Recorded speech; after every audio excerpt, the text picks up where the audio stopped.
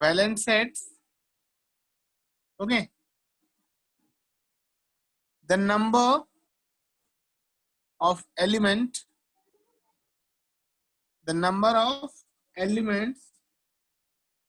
are equal, है ना।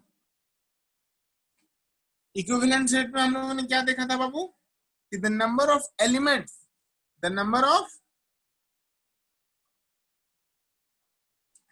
Are equal, where as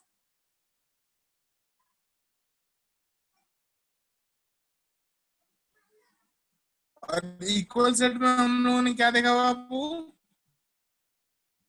where as in equal set the elements are same. देखो ये difference है equivalent set में और इक्वल सेट में। इक्विवेलेंट सेट में क्या होता है बाबू, number of elements are same, है ना, number of elements are equal, whereas equal set में क्या होता है, एलिमेंट्स आर सेम, है ना। तो ये अंतर है। इक्विवेलेंट सेट में क्या बोला जा रहा है, जो नंबर होगा वो सेम होगा, ठीक है, नंबर मतलब अंदर में जो एलिमेंट्स है वो अलग अलग हो सकते हैं, बट उनका नंबर्स मतलब उनका कार्डिनल नंबर जो होगा वो सेम होना चाहिए। और इक्वल सेट में क्या बोला जा रहा है कि जो एलिमेंट्स होंगे, अगर एक सेट में जो जो एलिमेंट्स है दूसरा सेट में भी सेम एलिमेंट होना चाहिए, तो वैसे एलिमेंट्स को, वैसे सेट्स को हम लोग क्या बोलते हैं, इक्वल सेट। ये क्लियर हुआ ना, फर्स्ट पॉइंट। ओके, अब हम लोग देखते हैं यहाँ पे सेकंड पॉइंट। सेकंड पॉइंट क्या है बाबू, बोला जा रहा है कि equal sets are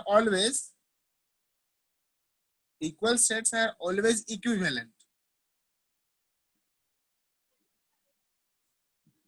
देखो यहाँ पे क्या पॉइंट है, जितना भी इक्वल सेट होगा, ठीक है, ध्यान से समझो, मैं एग्जांपल से समझा रहा हूँ। अगर मैंने यहाँ पे आपको बताया था कि एक इक्वल सेट है जिसमें नंबर ऑफ एलिमेंट्स 1 था, 2 था, 3 था, 4 था, 5 था। एक दूसरा सेट था बी, जिसमें हम लोगों ने क्या लिखा था, x such that x belongs to natural number and x less than 6, ये था ना।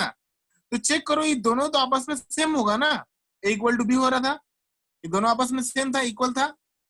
अब यहाँ पे बताओ नंबर ऑफ एलिमेंट्स, इन दोनों ही कंडीशन में एलिमेंट्स तो सेम है ही और नंबर ऑफ एलिमेंट्स भी सेम है क्या, तो जितना भी इक्वल सेट होगा वो इक्विवेलेंट सेट होगा ही होगा, है ना। Equal sets are always equivalent, ये समझ लो, जितना भी इक्वल सेट है सारा इक्विवेलेंट सेट होगा, ठीक है। बट यहाँ पे जो थर्ड पॉइंट है वो देखना है, ठीक है।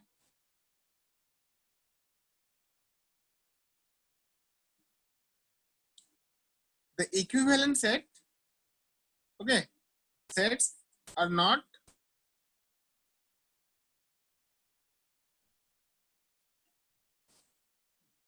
necessarily equal।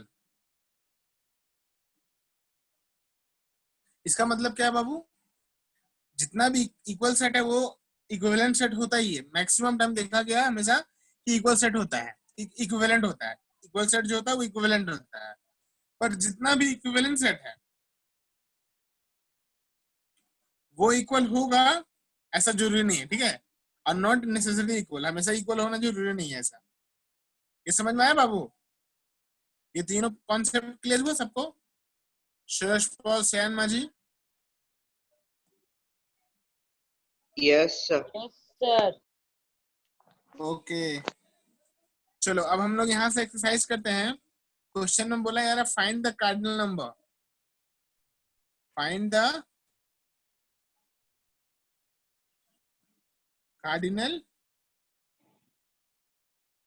Number of the following, of the following. First में यहाँ पे मैं एक्चुअली सारे क्वेश्चन को सेट बिल्डर फॉर्म में लिख रहा हूँ, ठीक है, ताकि आपको प्रैक्टिस भी हो जाए सेट बिल्डर से रोस्टेड फॉर्म में लाने का, जो हम लोगों ने फर्स्ट क्लास में सीखा था, और आपको अच्छे से क्लियर भी हो जाए सारी चीज। तो देखो यहाँ पे एक सेट है ए, अब ए कैसा है, तो बोला यार x such that x belongs to natural number and इसमें कंडीशन है कि 3 greater than less than 7। Okay, पहला क्वेश्चन ये है। इसके बाद एक सेट है, फिर से यही ले रहे हूं। तो बोला जा रहा है यहाँ पे बाबू,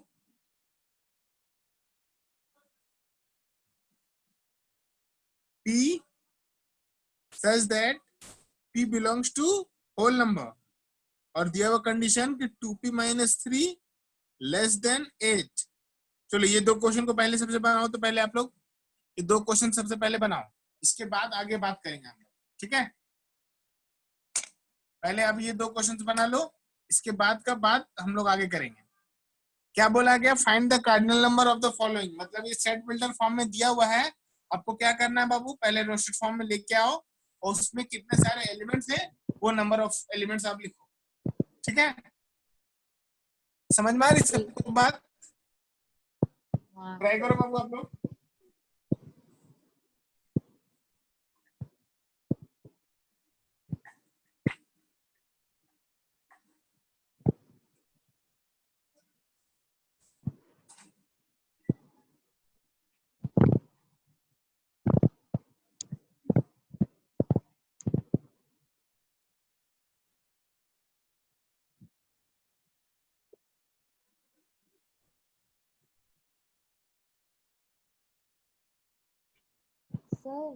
सर फर्स्ट का आंसर 4 आया, कार्डिनल नंबर।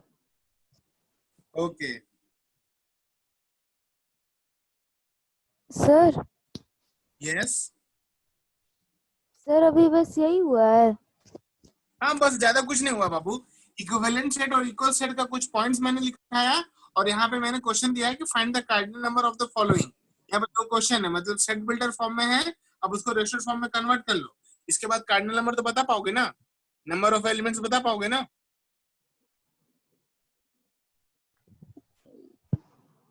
बस ये 3 पॉइंट्स है इक्विवेलेंट और इक्वल सेट्स के बारे में, वो मैंने बताया। और इसके बाद यहाँ पे एक क्वेश्चन दिया है फाइंड द कार्डिनल नंबर, बना पाओगे? Yes sir. ओके ट्राई करो बाबू।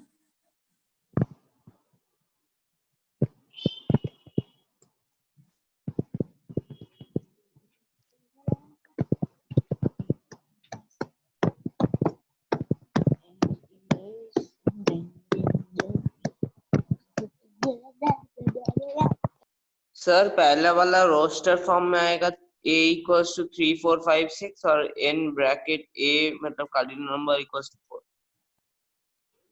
तो कार्डिनल नंबर पहला वाला का 4 होगा सर, पहला वाला का 4 होगा। दूसरा वाला? हाँ सर, दूसरा वाला कर रहे हैं। करिए करिए ट्राई करिए। सर नीचे पेज ढक गया।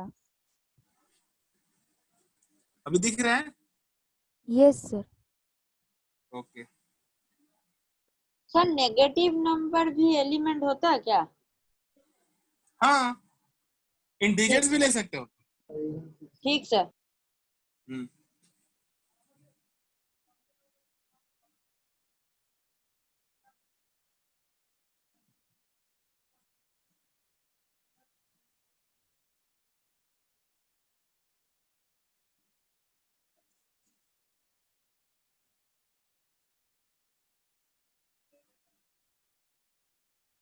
सर दूसरा का आंसर 6 होगा। यस वेरी गुड, सबका बना? Yes sir. हाँ ये बना बाबू?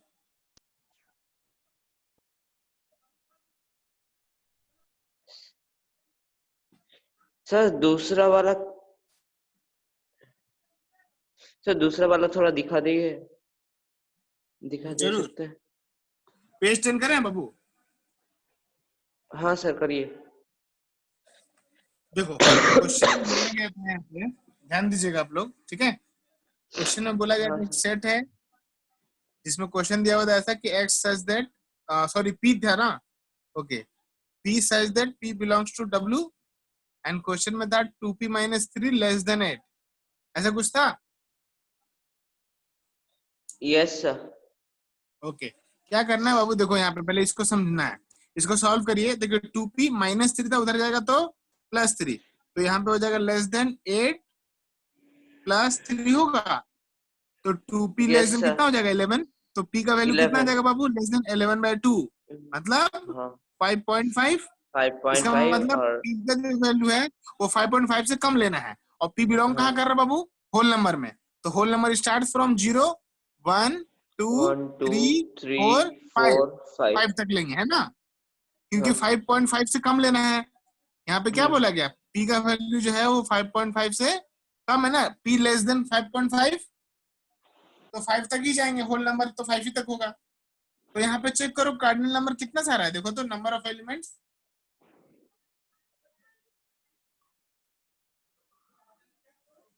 ये बना बाबू क्वेश्चन।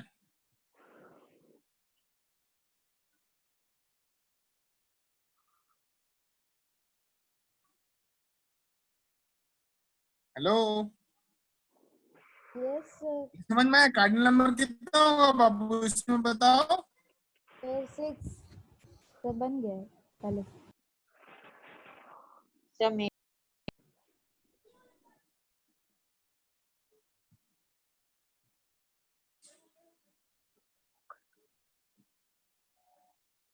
देखो अगर यहाँ पे आपको समझ में आ रहा है कार्डिनल नंबर कैसे निकालना है, काउंट करो नंबर ऑफ एलिमेंट 1 2 3 4 5 6, तो यहाँ पे इसका कार्डिनल नंबर कितना होगा बाबू, 6 होगा क्या, आवाज आ रही है? Yes sir, yes sir. Yes okay, अब सर। यहाँ पे क्वेश्चन लिखा है मैंने, देखो यहाँ पे क्वेश्चन लिखा है मैंने, इस क्वेश्चन में आपको निकालना है नंबर ऑफ एलिमेंट्स, मतलब कार्डिनल नंबर। इसका कार्डिनल नंबर कितना होगा बोलो, क्वेश्चन में क्या दिया हुआ है, x such that x belongs to Z, Z मतलब इंटीजर्स, जेड मतलब इंटीजर्स, ओके। और यहाँ पे कंडीशन भी दिया हुआ है, इस कंडीशन को फॉलो करके आप आंसर निकाल सकते हो क्या? सर क्वेश्चन में बी तो कहीं नहीं दिया, तो ये बी कहाँ से ला दिया? ओके ओके, एक्स एक्चुअली, ठीक है।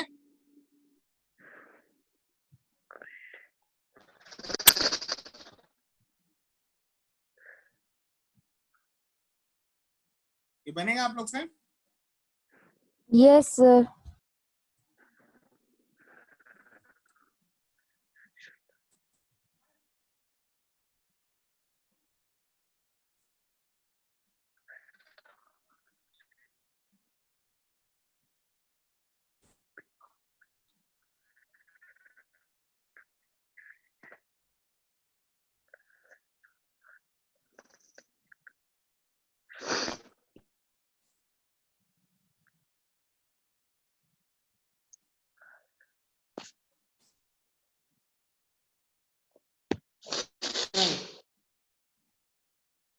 सर 9।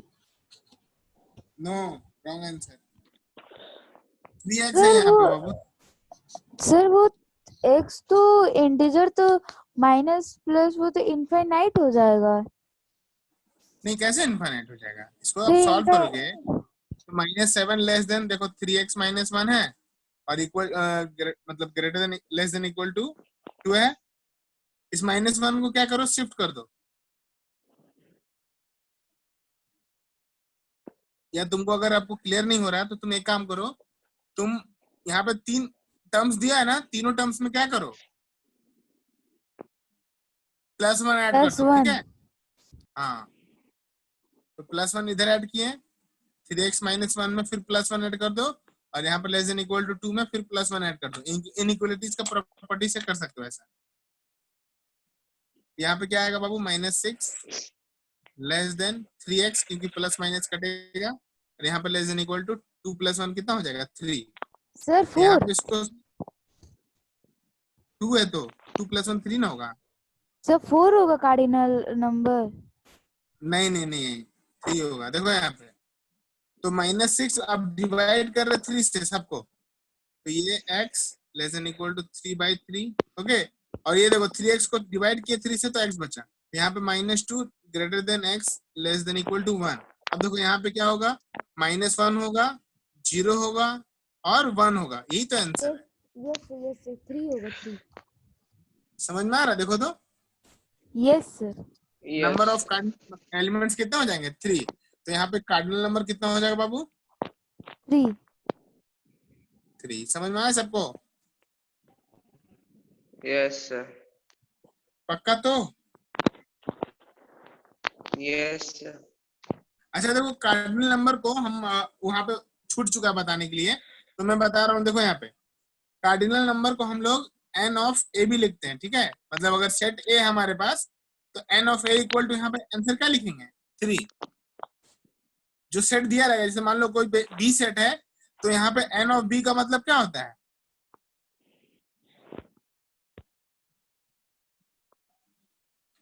अगर बी एक सेट है बी तो यहाँ पे एन ऑफ बी का मतलब इसका कार्डिनल नंबर सर बी का कार्डिनल नंबर है ना। तो देखो अब हम लोग आगे बढ़े, पेज टर्न करें बाबू। Yes sir. Yes, sir.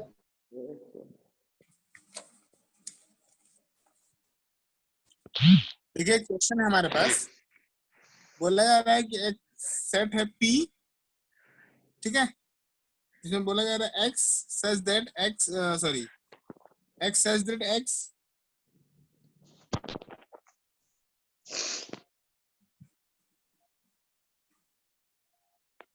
is a letter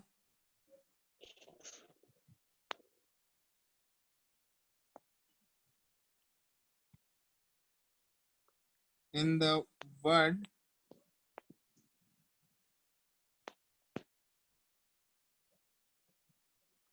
permanent. यहाँ पे एक वर्ड है परमानेंट, दिख रहा है आपको? या इसको मैं कैपिटल लेटर्स में लिखता हूँ, रुको। यहाँ पे देखो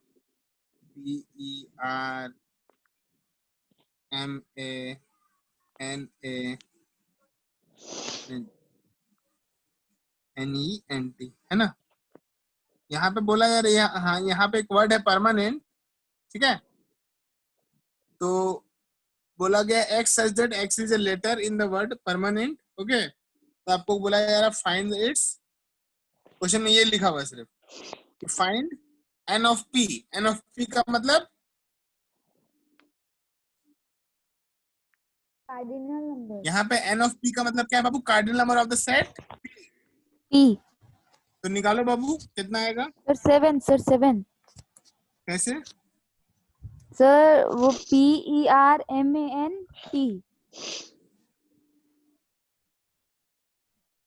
Sir, देखो 6. मैंने आपको कुछ पी होगा एक वर्ड, एक ई सर वर्ड होगा, E एक सर आर होगा, R एक एम M होगा, T. ए A होगा, N एन होगा और टी T। होगा। कितने सारे वर्ड है? 7। 7 है ना। Yes sir. समझ में आ रहा है? यहाँ पे देखो मैंने 2 बार ई लिखा है, मतलब 2 बार ई है इसमें, 2 बार एन है। तो हम लोगों ने सेट का स्टार्टिंग में ही पढ़ लिया था कि अगर एक सेट रोस्टर फॉर्म में अगर हम सेट को लिख रहे हैं तो उसमें एक ही एलिमेंट्स बार बार रिपीट नहीं होगा, है ना। हाँ, sir. इसलिए हम लोगों ने ई को एक बार लिखा है और एन को भी एक ही बार लिखा है। समझ में आ रहा है आपको?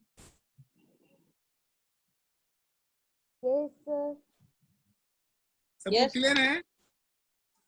Yes sir. ओके ओके, तो ये वर्ड, ये क्वेश्चन का आंसर आ गया सबको? क्लियर हुआ ये क्वेश्चन?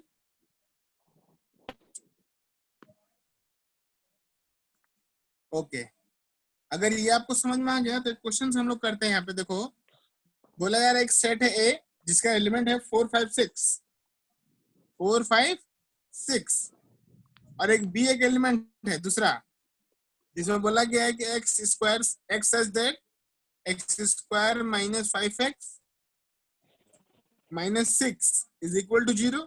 ये दूसरा सेट है, दिख रहा है आपको? 2 सेट दिया हुआ बाबू, है ना। क्वेश्चन में बोल रहा है ये डिसजॉइंट होगा क्या? ये क्वेश्चन में आपसे पूछा जा रहा है कि इज इट डिसजॉइंट? ये दोनों ही सेट आपस में डिसजॉइंट होगा क्या, पूछ रहा है क्वेश्चन में। अब बना पाओगे क्या इसको? इसका काम क्या करना बाबू, इसको फैक्टराइज करके इसका फैक्टर्स निकालो, चेक करो इसका फैक्टर्स क्या आ रहा है। और डिसजॉइंट का मतलब क्या बताया था मैंने, याद है किसी को डिसजॉइंट सेट्स का डेफिनेशन? यस सर क्या था बाबू? सर कोई भी एलिमेंट मैच नहीं करेगा दोनों में। सर कोई भी एलिमेंट मैच नहीं करेगा, मतलब ए तो तुम या चेक ओ करो, ऐसा कर। यहाँ पे चेक करो सेट बी का एलिमेंट्स क्या क्या आ रहा है। तुमको पहले तो सेट बी का एलिमेंट निकालना पड़ेगा ना, चेक करो बाबू। Yes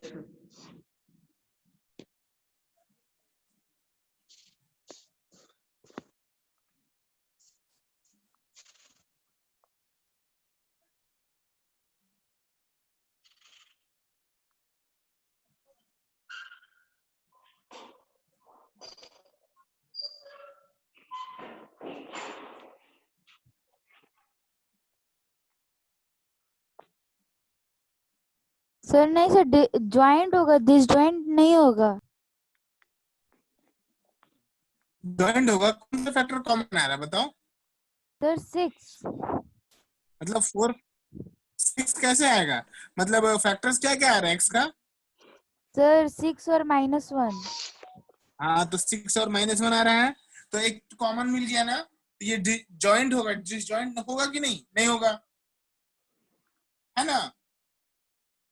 yes sir. तो बाकी सब बन रहा है सबसे।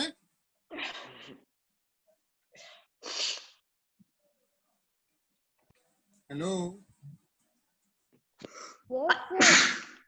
Excuse me sir. Yes sir. Sir हम समझ में नहीं पा रहे कैसे करना होगा। हम बता रहे बाबू, देखो यहाँ पे ये सेट बी लिखा हुआ आपका, हाँ सर। इतना टेंशन काहे ले रहे हो, हम बता रहे ना। तो x² - 5x - 6 = 0, ये है एक मिडिल टर्म फैक्टर, फैक्टराइजेशन हम लोग किए हैं ना। नहीं सर वो हम लोग का स्कूल में नहीं हुआ। क्या? सर वो MTS हम लोग का स्कूल में नहीं हुआ है। मैं पूछ रहा हूँ फैक्टराइजेशन हुआ है आपका? नहीं सर। नहीं सर। एक्चुअली इसको करना है फैक्टराइज, ठीक है? सर मैं वैसे ही किया था, मैं पढ़ा हूँ, लेकिन स्कूल में नहीं हुआ है। ओके ओके, देखो फैक्टराइज करने का क्या रूल है ना, यहाँ पे जो नंबर लिखा हुआ है, ठीक है, इस नंबर को मल्टीप्लाई करेंगे x² के कोफिशिएंट के साथ। यहाँ पे कोफिशिएंट कितना है? 1 है। हाँ सर। तो मल्टीप्लाई करिए 6 × 1 को, कितना आया? 6। तो मल्टीप्लाई करके 6 लाना है, ये समझ में आ गया आप तो? हाँ सर। और यहाँ पे देखो 6 के साथ में कौन सा साइन है बाबू? माइनस है। माइनस। हाँ सर। तो माइनस करके क्या लाना है? तो 5, मतलब मल्टीप्लाई करके 6 आना चाहिए, दो नंबर का प्रोडक्ट जिनका मल्टीप्लाई 6 आना चाहिए, और माइनस करने पे वही सेम नंबर को माइनस करने पे 5 ही आ जाए। तो फैक्टर्स क्या क्या होगा? 6 और 1 होगा। देखो तो 6 और 1 को मल्टीप्लाई करोगे तो 6 आता है, और 6 और 1 को माइनस करने पे 5 आएगा। बोलो समझ में आया? हाँ सर। तो देखो हम लोग क्या लिखेंगे, बी सच दैट, मतलब बी एक्स सच दैट, इसको फैक्टराइज करेंगे तो x² माइनस इस 5 को अब क्या लिख देंगे हम लोग? 6 - 1 में। तो दिक्कत? हाँ सर। नहीं सर। ओके,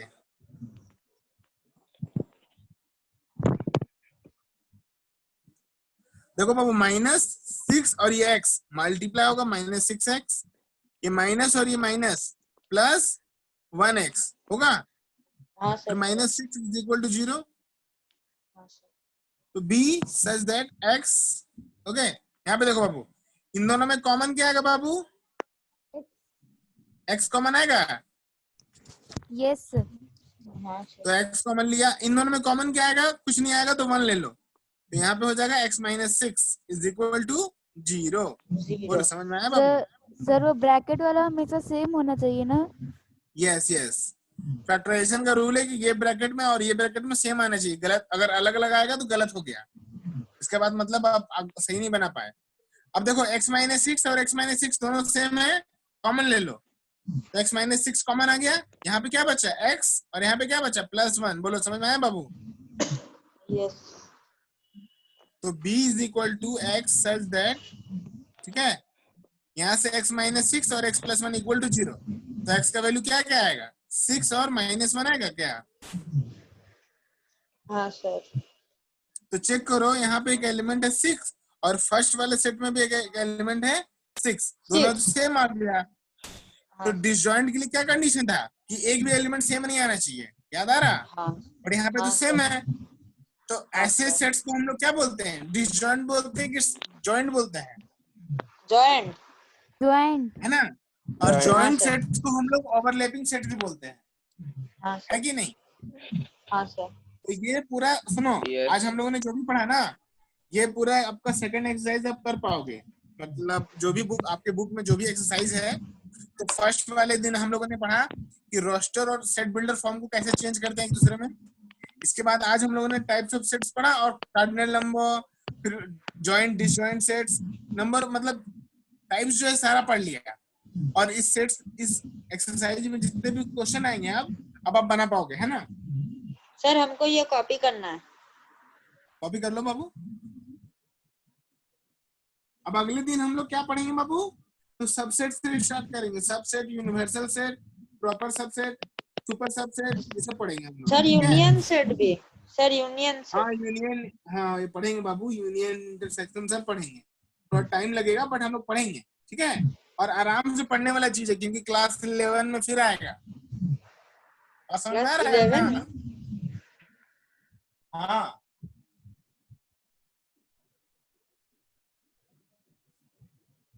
बहुत सारे ऐसे टॉपिक आप लोग पढ़ रहे हो जो हायर लेवल का है, ओके?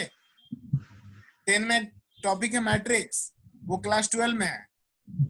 अभी आप जो पढ़ रहे हो 8 में, वो क्लास 11 में है। मतलब सीबीएसई का बच्चा लोग 11 में पढ़ता है, ठीक है? और आप अभी पढ़ रहे हो, सोचो कितने तेज हो आप लोग।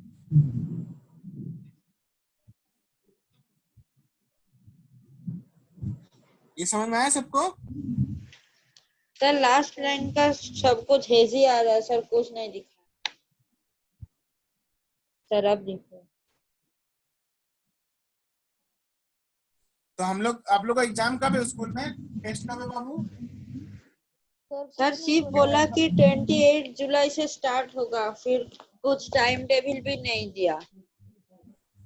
ओके 28 जुलाई तक तो हम लोग का ये चैप्टर हो जाएगा सेट। सर हम लोग का तो सितंबर में है मिड टर्म। हाँ मिड टर्म का ही पूछा। सर हम लोग का जो टाइम में होता है वही सितंबर में। सर हम ओके, लोगों ठीक। का वैसा कुछ नहीं। ओके कोई प्रॉब्लम नहीं बाबू, ठीक है? ठीक। तो हम लोग आराम से पढ़ेंगे, इस चैप्टर को बहुत अच्छे से पढ़ना है, बहुत अच्छा चैप्टर है और थोड़ा सा ध्यान से पढ़ना होगा टाइम लेके। तो हम लोग 1 बाय 1 सारे कॉन्सेप्ट को सीखेंगे, ठीक है? अभी तक हम लोगों ने जितना भी टॉपिक कवर कर लिया सेट में, वो आप लोग घर में पढ़ो, ठीक है? अपने बुक के क्वेश्चंस को ट्राई करो बनाने का, जो नहीं बनेगा वो क्वेश्चंस पूछो। इसके बाद भी हम लोग 1 बाय 1 बोलो। सर ये सब टॉपिक हम लोगों का बुक में नहीं है, हम लोगों का बुक में शुरू ही है यूनियन ऑफ सेट, फिर इंटरसेक्शन ऑफ सेट, वो तो सब है, ये बाबू सब नहीं है। सुनो ना बाबू, हमको हाँ तो सर। स्टार्टिंग से पढ़ाना पड़ेगा ना, मतलब हाँ सेट्स क्या है, सेट्स का टाइप, सेट्स कैसा कैसा होता है, सब कुछ समझाना होगा ना। हाँ सर। इसीलिए मुझे तो अपना काम अच्छे से करना होगा। आपके स्कूल में आपके बुक में क्या दिया वो मुझे उससे मतलब नहीं है। अगर कोई चैप्टर पढ़ाना है तो मैं अपना बेस्ट देकर पढ़ाऊंगा उसको, ताकि सबको अच्छे से क्लियर हो जाए, है ना? तो हम लोग देखो, अगर आपके बुक में नहीं है कोई बात नहीं, तो हम लोगों ने देखो, हम लोगों ने भी कुछ कुछ क्वेश्चंस किया है ना आज, और उस दिन भी किया था। हाँ सर। एटलीस्ट आप उसी क्वेश्चन को प्रैक्टिस करो, ठीक है? 2-3 बार प्रैक्टिस करो ताकि आपको अच्छे से क्लियर हो जाए। और जो हम लोगों ने नोट किया है सारे पॉइंट्स को, मतलब फर्स्ट क्लास में जो नोट किया और आज हम लोगों ने टाइप्स ऑफ सेट्स पढ़ा, सारे टॉपिक को अच्छे से एक बार पढ़ो, ठीक है? उसको लिखो ठीक। ताकि अच्छे से आपको क्लियर हो जाए कॉन्सेप्ट। ठीक सर। बुक में नहीं दिया हुआ कोई बात नहीं बाबू, हम पढ़ाएंगे, ठीक है, आपको एकदम अच्छे से पढ़ाएंगे, सारे डिटेल में पढ़ाएंगे आपको, ताकि आपको कभी भी कोई प्रॉब्लम ना हो चैप्टर से। समझ में आ रहा है सबको? यस सो हम लोग मिलते हैं अब नेक्स्ट क्लास में बाबू, ठीक है। आज हम लोगों ने जो भी पढ़ा उसको अच्छे से नोट डाउन कर लेना, और कोशिश करना उसी टर्म्स को, उसी चीज को फिर से एक बार प्रैक्टिस करने का, ठीक है बाबू। सो हम लोग अब नेक्स्ट क्लास में मिलते हैं। Bye bye bye sir. Sir. Bye.